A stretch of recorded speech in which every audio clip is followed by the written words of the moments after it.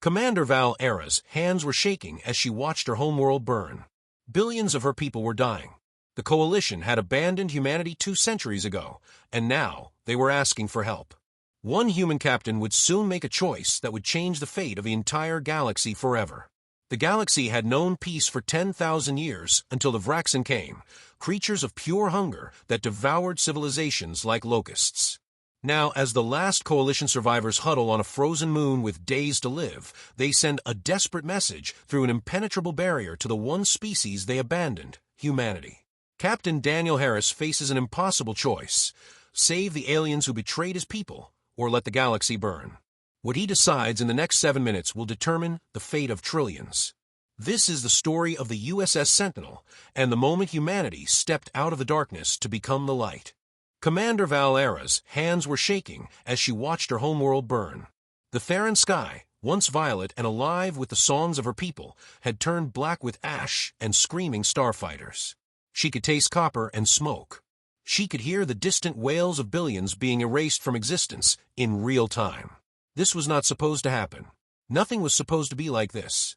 The Galactic Coalition had promised peace. They had sworn it. 47 species working in harmony for 10,000 years, all watching out for each other, all bound by treaties written in the blood of their ancestors. Then the Vraxen came, and the promise died along with everyone she had ever loved. They were not like other invaders. Their ships were not machines. They were alive, vast creatures of twisted flesh and bone bent into weapons, their hulls pulsing with a sickly green light that made your skin crawl just looking at them. Their weapons didn't shoot bullets or energy beams. They fired pure hunger. They fired malice given form. They melted through armor, through shields, through the very fabric of hope itself. And they came in numbers that made counting meaningless. Millions upon millions, a swarm that devoured worlds like locusts consuming wheat. Admiral Xylo stood on the bridge of his flagship and gripped the edge of his console, so hard his 4 Voran arms trembled. 200 years of service.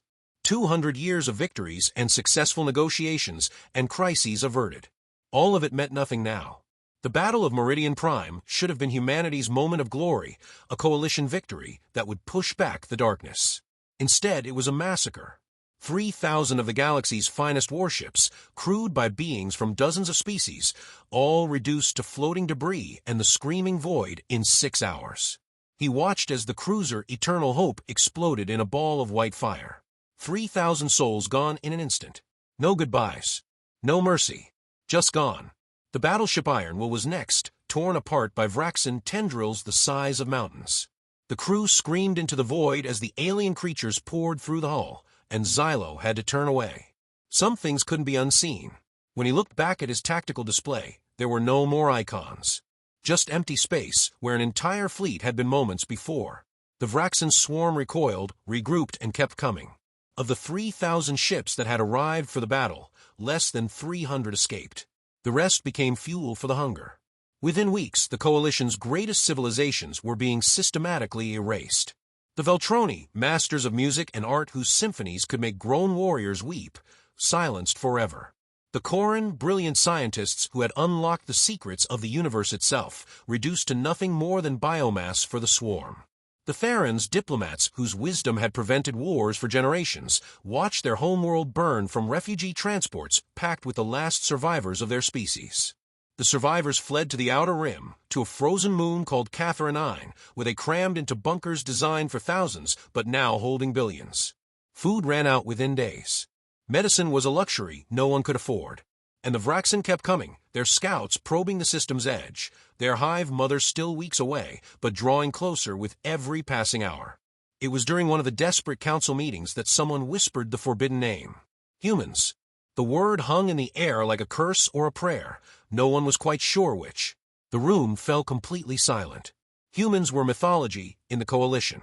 A young species that had been discovered 2 centuries ago, barely capable of reaching their own moon. The Coalition had welcomed them at first, invited them to share in the knowledge of the stars. Then the Korathi attacked Earth, and the great powers of the galaxy made their choice. They chose silence. They chose neutrality. They chose to let humanity die alone. Against odds that should have been impossible, the humans had won anyway. They had clawed their way to victory with nothing but desperation and ingenuity, pushed back the invaders, claimed their place among the stars. And then they had vanished. They built something called the Veil, a barrier so impenetrable that no scanner could pierce it, no ship could cross it, no message could reach through it. For 200 years, humanity had hidden behind that wall, nursing their wounds, never forgetting the betrayal, never forgiving. Admiral Xylo dismissed the idea immediately. Contacting them would be suicide. The humans hated the Coalition. They had made that abundantly clear by disappearing entirely. What if they had allied with the Vraxen? What if they were waiting for the Coalition to weaken before delivering the killing blow themselves? But Commander Valera saw something different when she looked at the human situation. She had studied them before their withdrawal, their history, their culture, their capacity for both cruelty and compassion. She knew that humans were wounded, yes, and angry, absolutely. But they were not evil. They were survivors. They were warriors. They had done the impossible once before. If anyone could do it again, it would be them. She stood before the desperate council for hours, making her case with every ounce of courage she possessed. She spoke of redemption and second chances. She spoke of a universe where old enemies could become new allies when facing extinction. She spoke of hope. In the end, the council had nothing left to lose. A single message was transmitted through the Veil. It was simple and direct. It explained the nightmare they were facing, the extinction closing in with each passing hour. It did not make excuses for the past. It did not demand help. It simply asked. And Commander Valera had added one final sentence herself, the only words that truly mattered. We know we do not deserve your help, but we are asking anyway because you are our only hope. Then they waited, and waited, and waited. Weeks became months. 3 months passed with no response. The Coalition survivors had given up.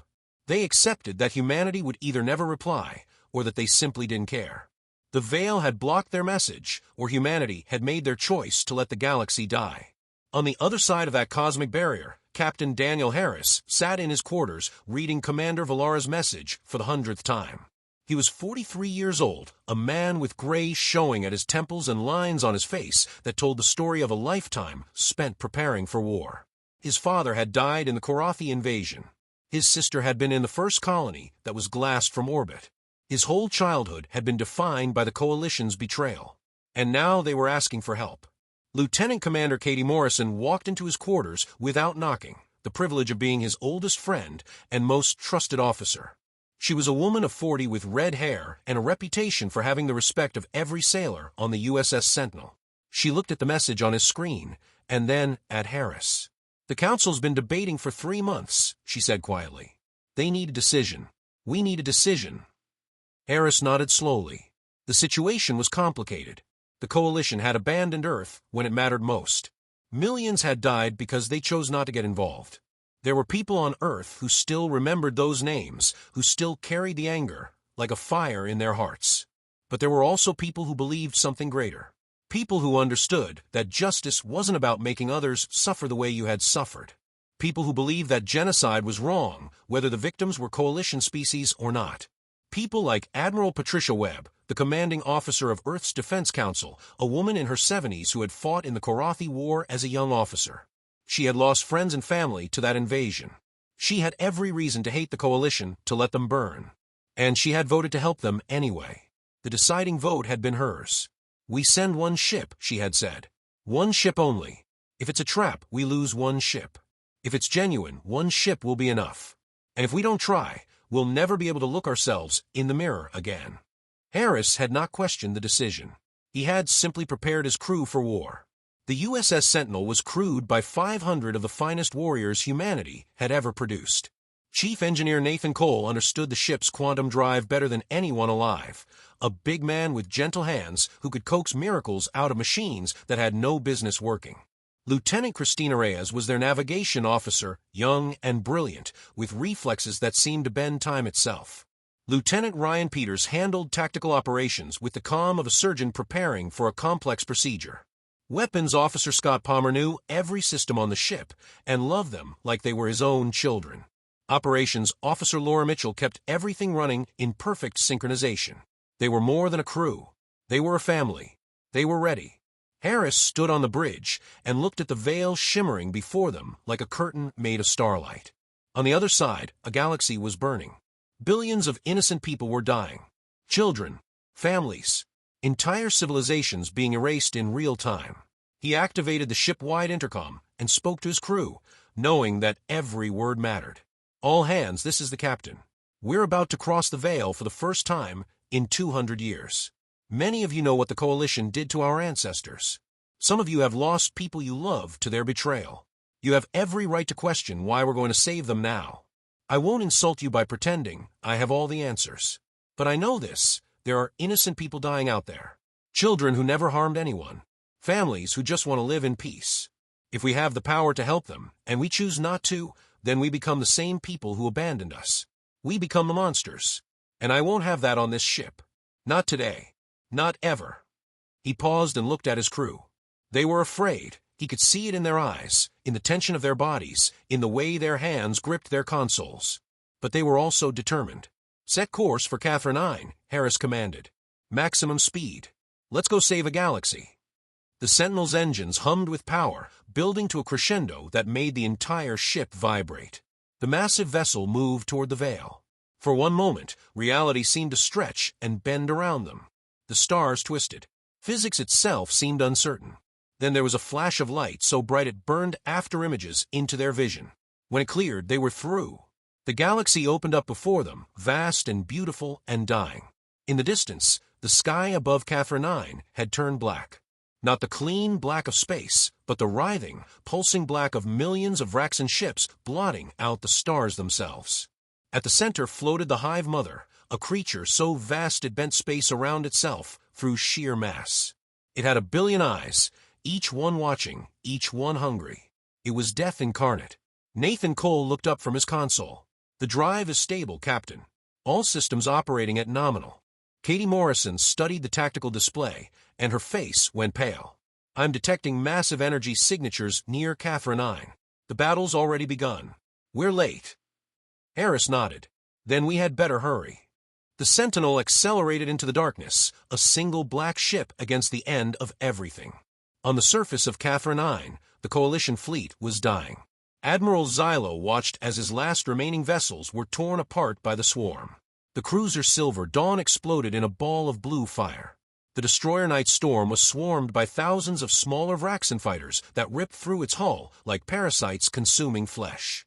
The transport ship Hope of Tomorrow, packed with 10,000 refugees, was engulfed by a massive Vraxan tendril and crushed like an egg. Commander Valera clung to her console as her own ship shuddered under relentless enemy fire. Half the crew was already dead. The other half was fighting fires and trying desperately to keep the engines from exploding. She had made peace with death. All she wished was that she could have done more. Then the impossible happened. Space itself tore open like a wound in reality. Energy rippled across the entire battlefield, disrupting Vraxan targeting systems and sending Coalition sensors haywire. From the center of the disturbance emerged a ship unlike anything anyone had ever seen. It was black. Not painted black, not reflective black, but truly black, as if it was made of darkness itself, as if light fell into it and simply ceased to exist. It was angular and impossibly sharp, covered with geometries that hurt to look at for more than a few seconds.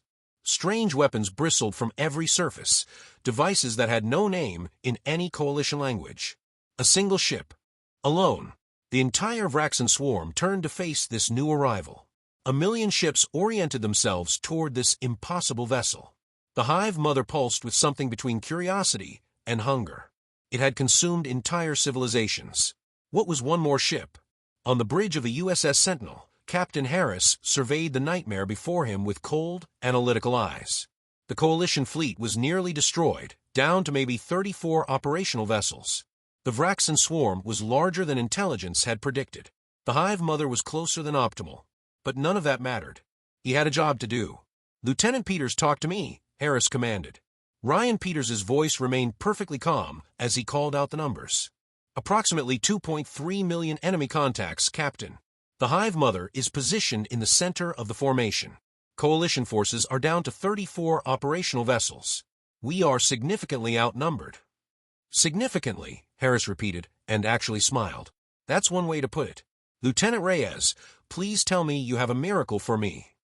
Christina Reyes pulled up the attack vectors, 17 different possibilities spreading across the display. I have 17 possible approach routes to the Hive Mother, Captain. None of them are what I would call safe. Harris turned to Weapons Officer Scott Palmer. Power up all weapons systems. We're going hunting. The Sentinel moved. It did not travel through space like a normal starship. It seemed to phase in and out of existence, appearing in one location and then another without crossing the space in between. The Vraxen tried to track it with their primitive targeting systems, but their weapons found only empty void where the human vessel had been moments before. Then the Sentinel opened fire. Antimatter beams lanced out from its forward batteries, each one carrying enough raw energy to crack a planet in half. Vraxen ships did not explode when hit. They simply ceased to exist, erased from reality, as if they had never been born. Graviton pulses crushed entire formations of fighters into points of infinite density, their matter compressed beyond all physical possibility. Plasma lances carved burning wounds through the swarm, leaving trails of molten debris and vaporized flesh in their wake. In the first 60 seconds, the Sentinel destroyed more Vraxen than the entire Coalition fleet had managed in 6 months of continuous combat. The Vraxen swarm recoiled in confusion. They had never encountered anything like this. Their weapons could not hit the human ship. Their overwhelming numbers seemed meaningless. For the first time in their long history of consuming civilizations, they experienced fear. But the Hive Mother was not afraid. She was angry.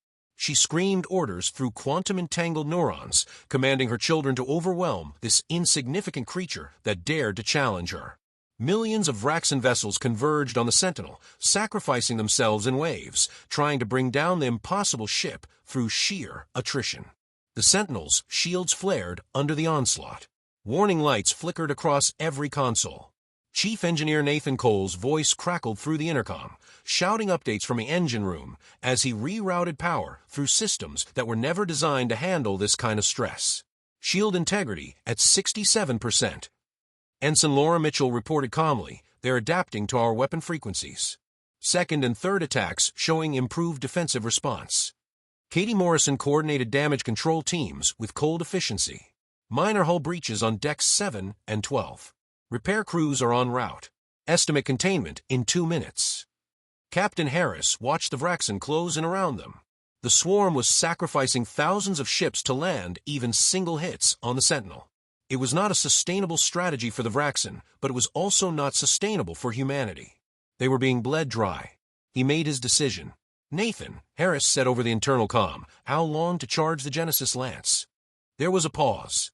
When Chief Engineer Cole answered, his voice was filled with something between awe and fear.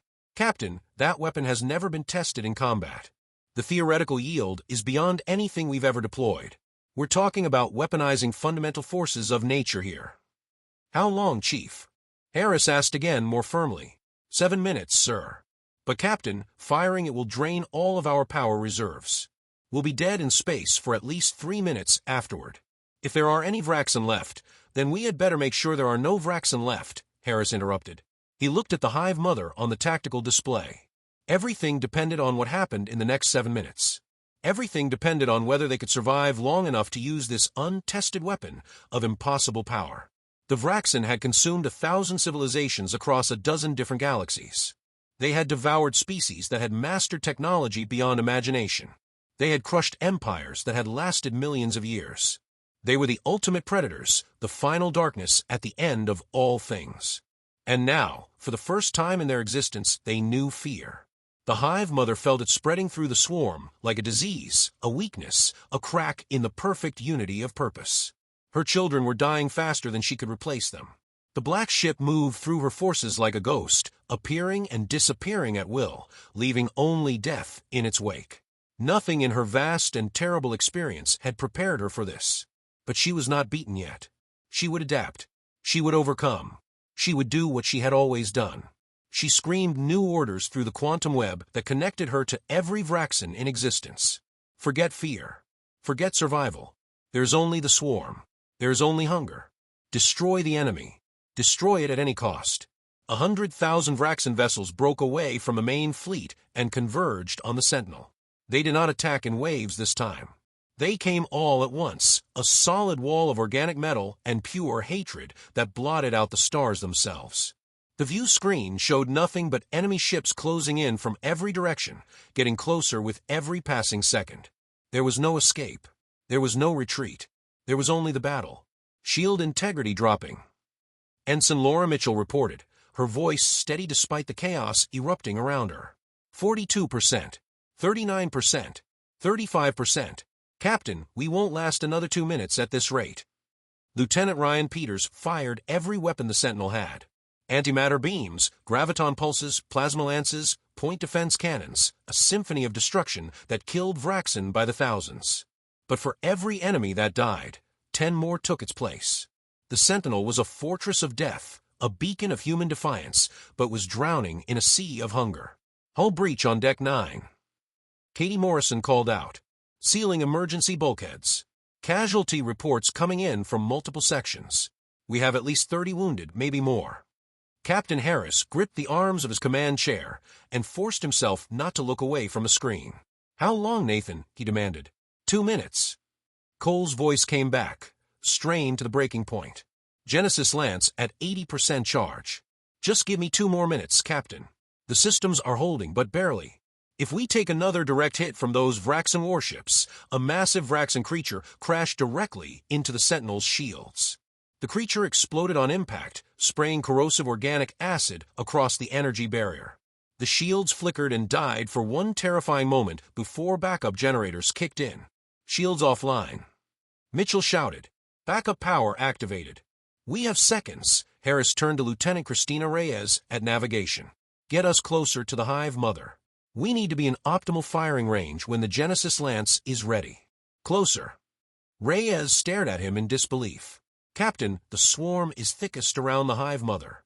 We'll be torn apart before we get halfway there. Those things will. That is an order, Lieutenant, Harris said quietly. Reyes hesitated for only a moment. Then she nodded. Yes, Captain.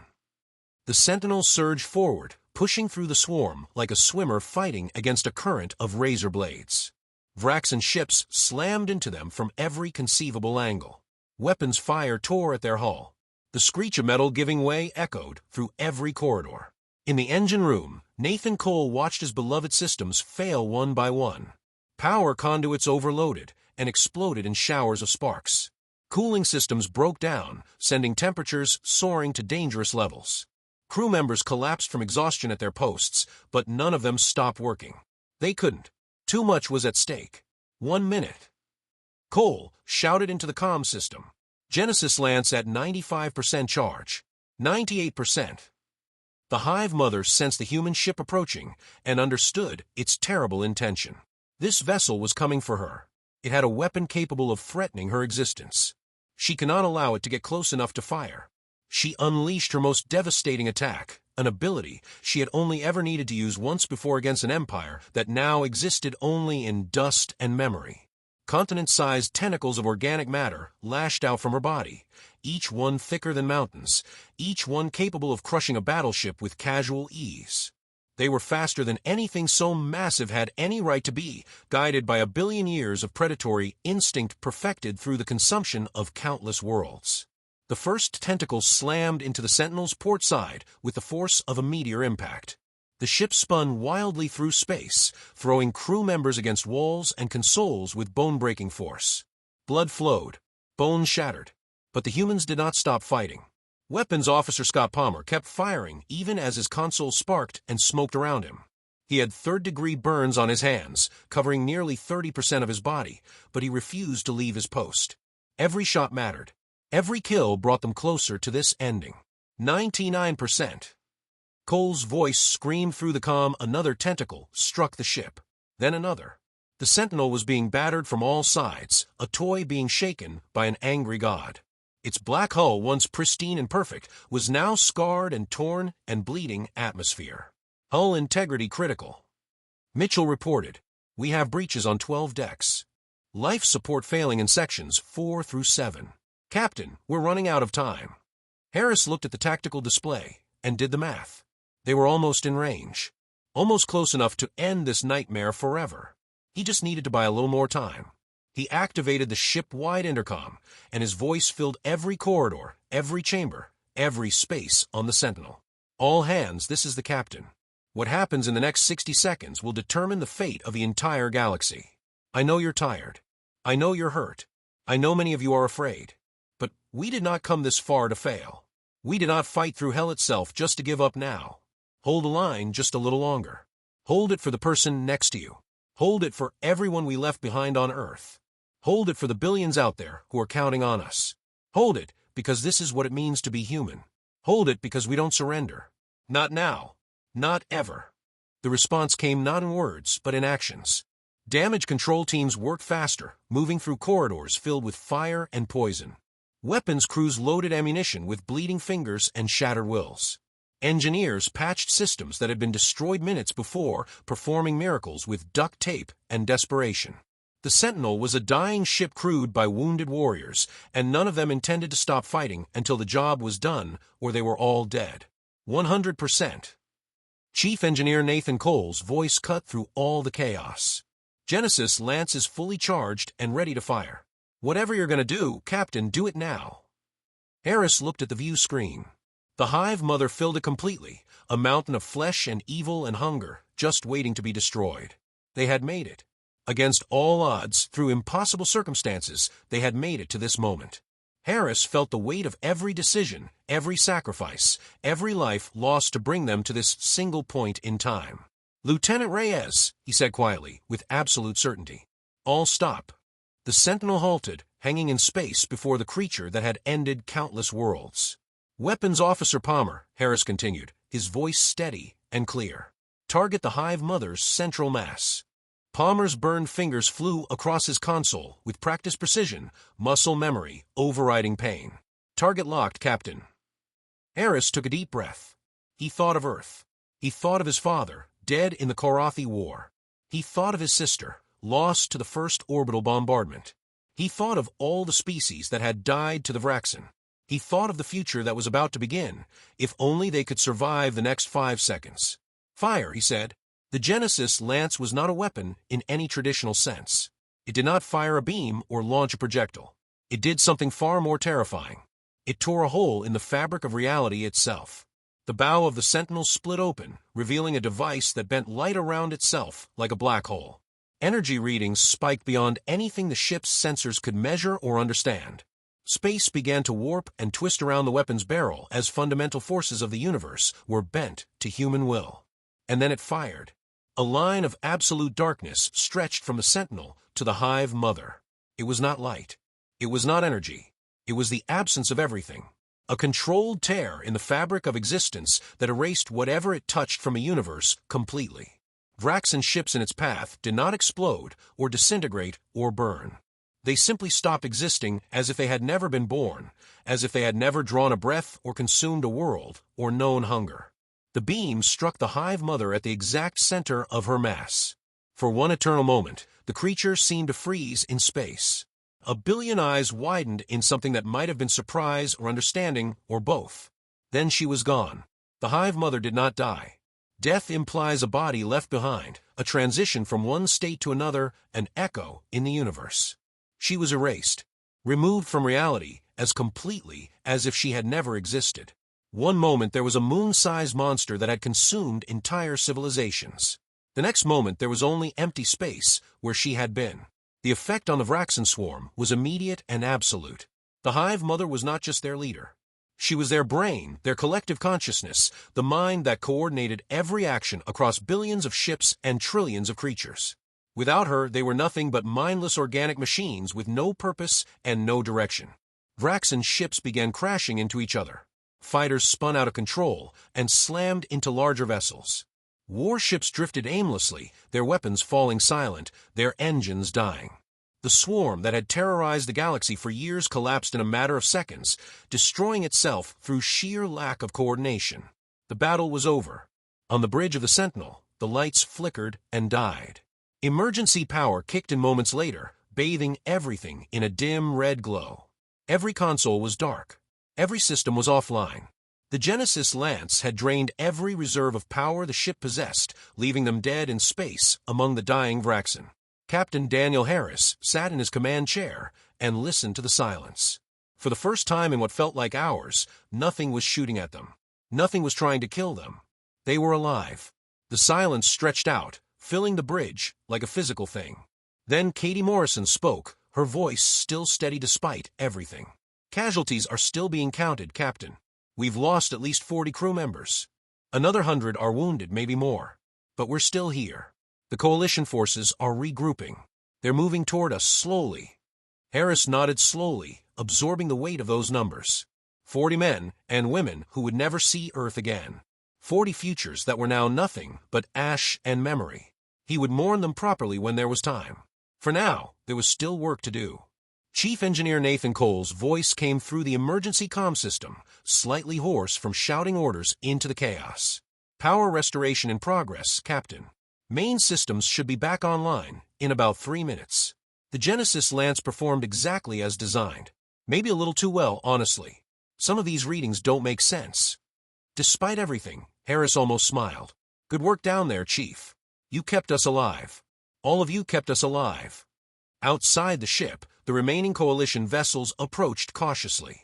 They had watched the entire battle from a distance, too damaged and too few to offer any real help. Now they stared at the human vessel with something approaching religious awe. They had just witnessed the impossible. A single ship had done what the combined might of the entire coalition could not. A single ship had faced the greatest threat the galaxy had ever known and won. Admiral Xylo had seen many things in his 200 years of service. He had witnessed the birth of stars and the death of worlds.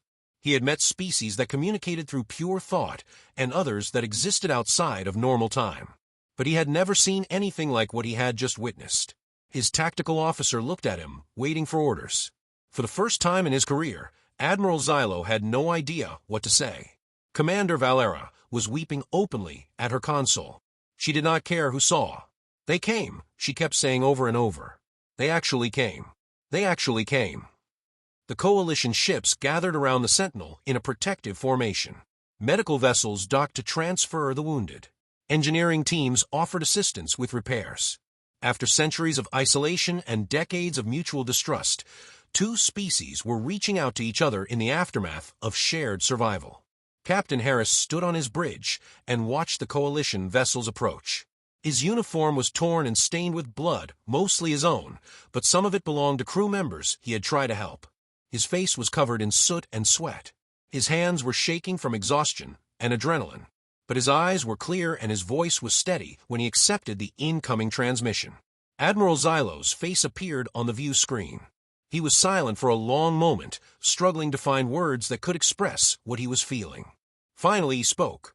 Captain, on behalf of the Galactic Coalition, I offer our deepest gratitude. You have saved not just our lives, but the lives of billions throughout the galaxy. We know that we have no right to ask for your help after what we did to your people. And yet you came anyway. There are no words adequate to thank you. There is no payment sufficient to repay this debt.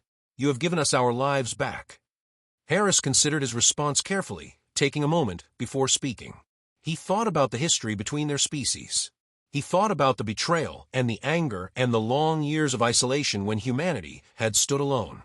He thought about the dead crew members who would never see Earth again and the wounded who would carry scars for the rest of their lives. But he also thought about the future, about what could be built if old grudges were finally laid to rest, if two species could choose to be more than their pain.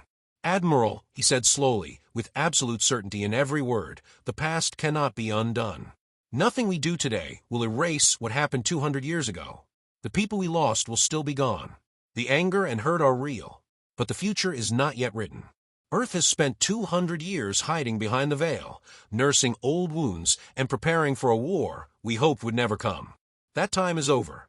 We are ready to rejoin the galaxy, not as victims or as conquerors, but as partners.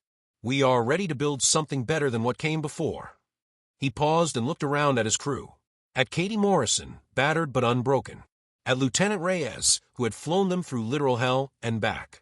At Chief Engineer Cole, at Weapons Officer Palmer, at Operations Officer Mitchell, and at all the others who had stood firm when everything was falling apart. The Sentinel will require repairs, Harris continued. We have wounded who need medical attention and dead who deserve proper honors. After that, we should talk about what comes next. because there is a next admiral. For all of us. And I think it's going to be something worth building. Admiral Xylo bowed his head in a gesture of profound respect. Whatever you need, Captain. Whatever we can provide. You have earned it 1,000 times over. Not just for today, but for everything you sacrificed. Harris nodded and leaned back in his command chair. The view screen showed the stars of a galaxy that had nearly died and was now struggling to be reborn. It would take years to rebuild. It would take generations to heal all the wounds. The scars would remain long after the Vraxen were forgotten. But for the first time in a very long time, there was hope. Real hope. Not the desperate prayer of people facing extinction, but the genuine hope that something better could be built from the ashes. Lieutenant Reyes, Harris said quietly, when repairs are complete, set a course for Earth. Yes, sir, Reyes replied, a smile breaking across her face for the first time in weeks. Course for home, sir. It is time to go home, Harris continued. It is time for humanity to reclaim its place among the stars.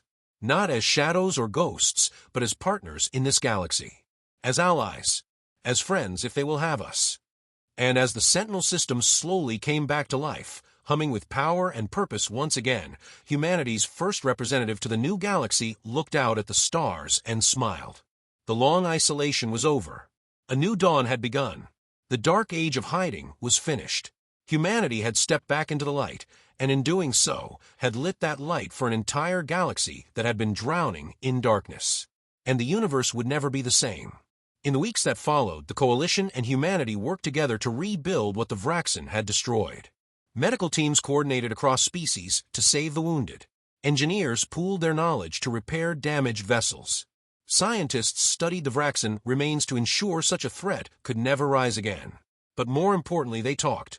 For the first time in 200 years, humans and Coalition members sat down as equals, not as conquerors or conquered, but as partners rebuilding a shattered civilization.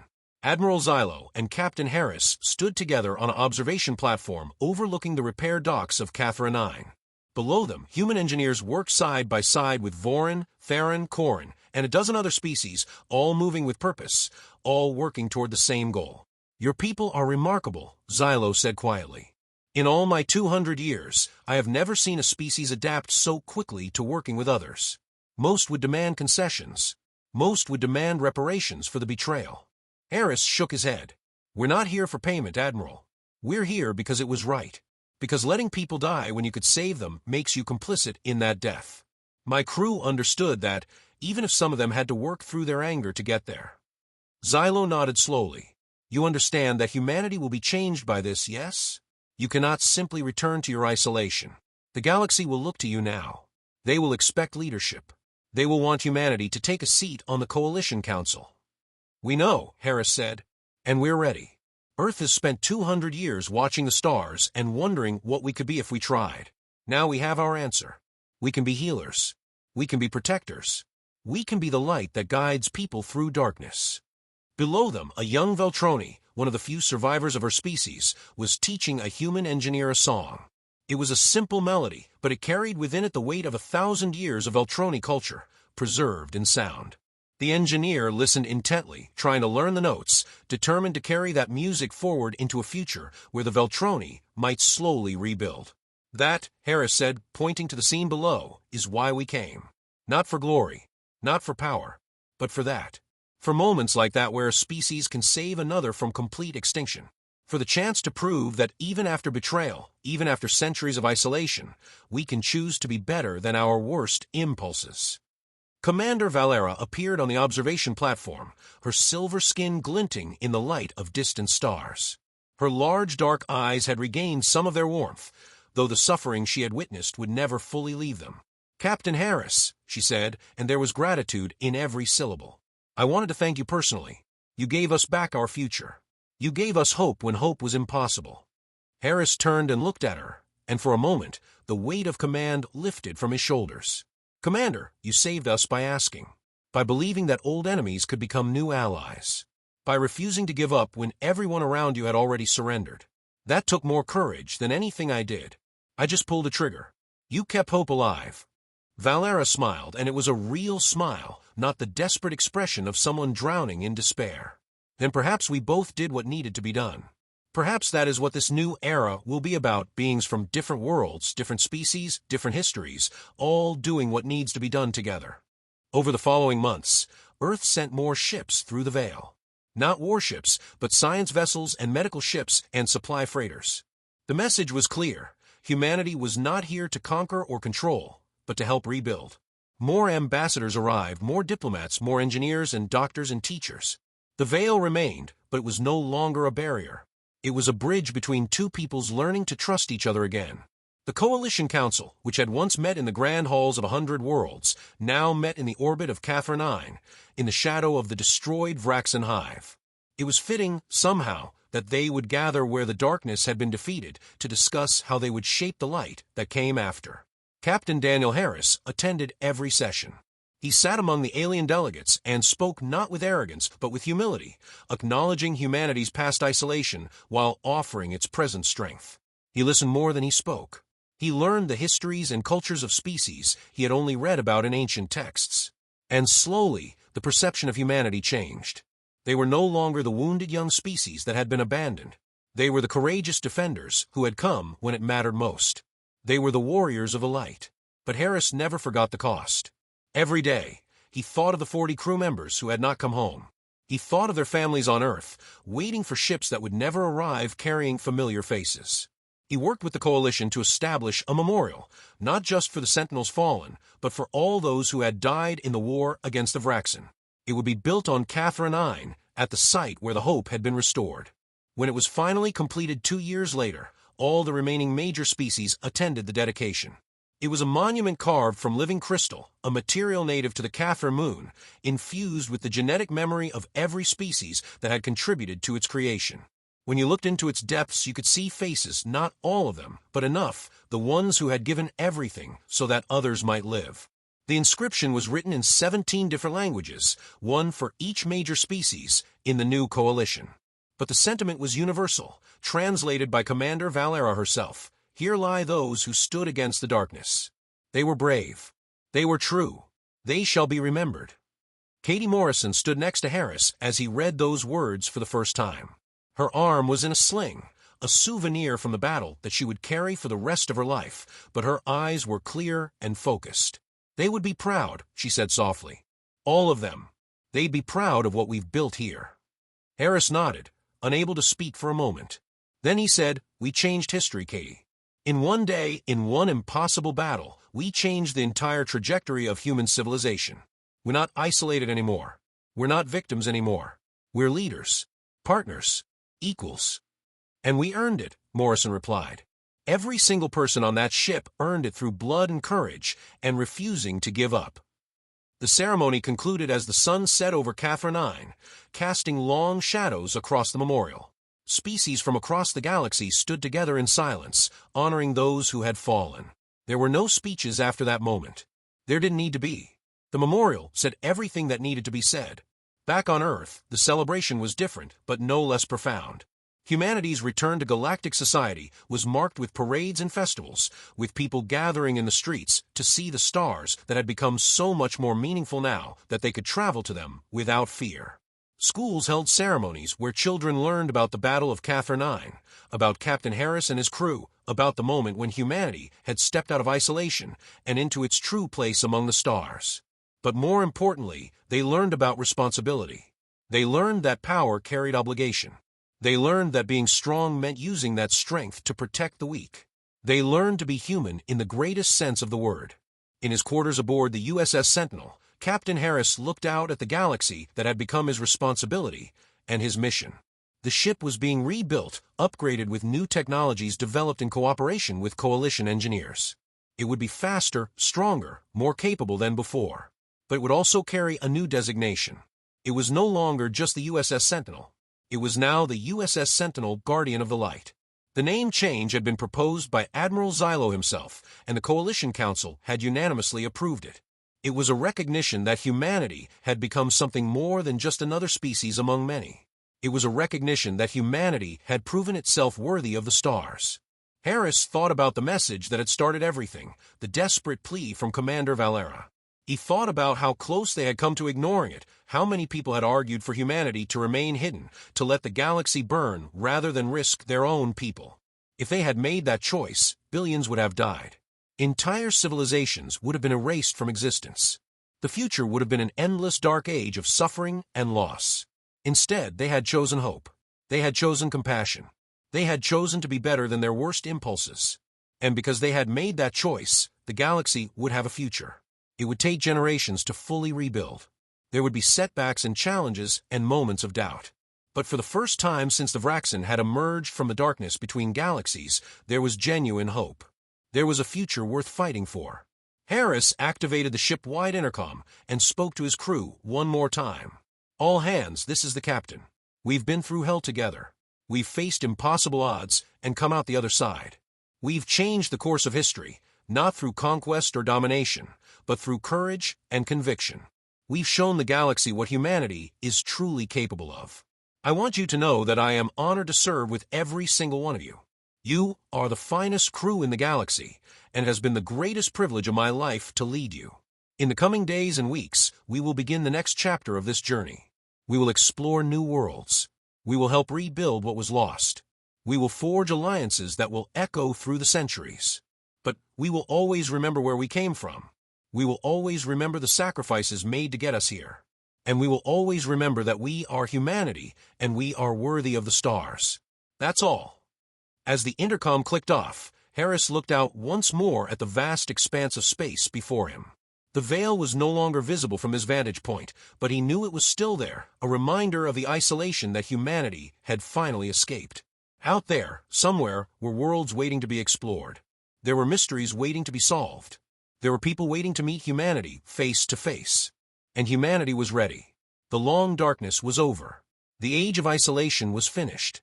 A new era had begun. An era of partnership and cooperation, of humans standing shoulder to shoulder with alien species to build something greater than any of them could have built alone. The universe would never be the same. And humanity would never be the same. They had stepped into the light, and in doing so, had become the light.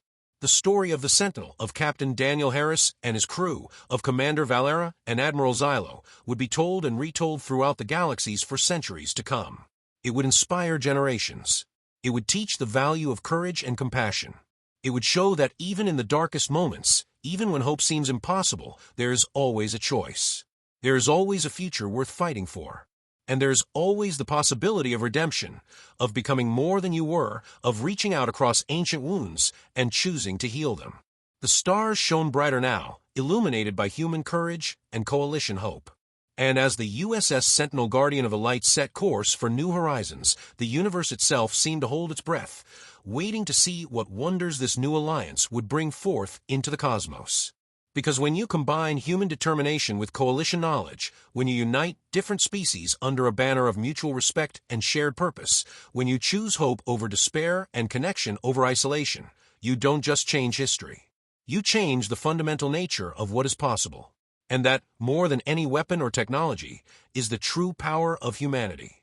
Not dominance, not conquest, but the power to inspire, the power to lead. The power to be the light that guides others through the darkness. And as long as there are humans willing to stand up and be that light, the darkness will never win. Never again. This is humanity's true power. Not weapons, not conquest, but the choice to be heroes when the galaxy needs them most. What happens next? Does humanity forge the ultimate alliance? Do they discover even darker threats waiting in the void? Will the coalition finally recognize humanity's place among the stars, not as servants or victims, but as the defenders of freedom itself? The Sentinel's engines are humming. New worlds await. New challenges will test humanity's resolve. And one thing is certain, the universe will never be the same. The age of human isolation is over. The age of human leadership has just begun. What happens next is up to you. Subscribe to follow humanity's greatest adventure across the stars. Because when one species decides to be the light in the darkness, entire galaxies are reborn. Humanity, forged in fire, proven in the stars, destined for greatness.